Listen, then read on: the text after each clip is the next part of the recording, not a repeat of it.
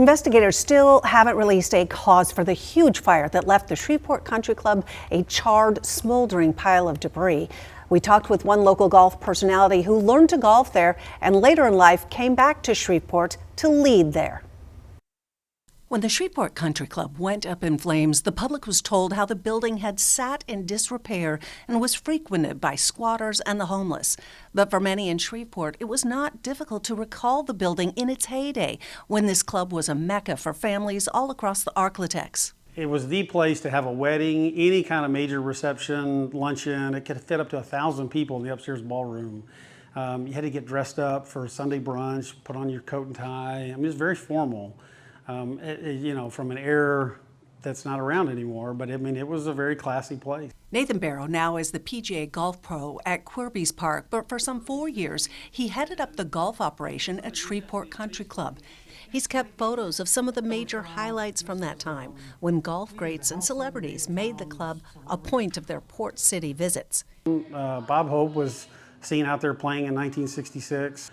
Mickey Mantle played in a celebrity event out there. Payne Stewart came and played, Lee Trevino, Ben Crenshaw. I mean, lots of the greats of golf have played Shreveport Country Club.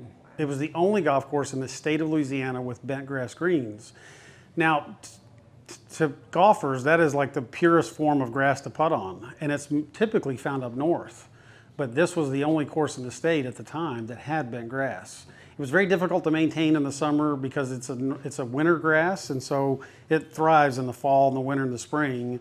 We had fans. A lot of people that played Shreveport Country Club remember the big fans on the greens. We had to do everything we could to cool them down, syringe them and water them all day long, but it was such a pure putting surface. For Barrow, it was a full circle moment working at the course because it's where he learned to play the game of golf. And for many in Shreveport, that family connection, spending their early years visiting the clubhouse or course, makes this loss even more poignant. It was like walking into the past when you were out there.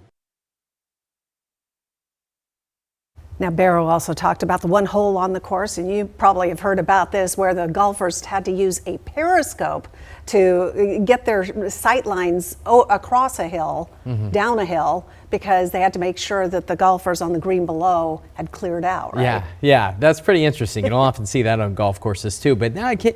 Unfortunately, I didn't get a chance to play the Shreveport Country Club, but it was loved by local golfers too, and you see that on Nathan's face too. So.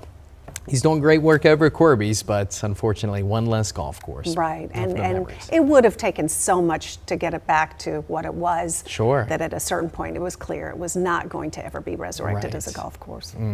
Good story though, looking back on those memories.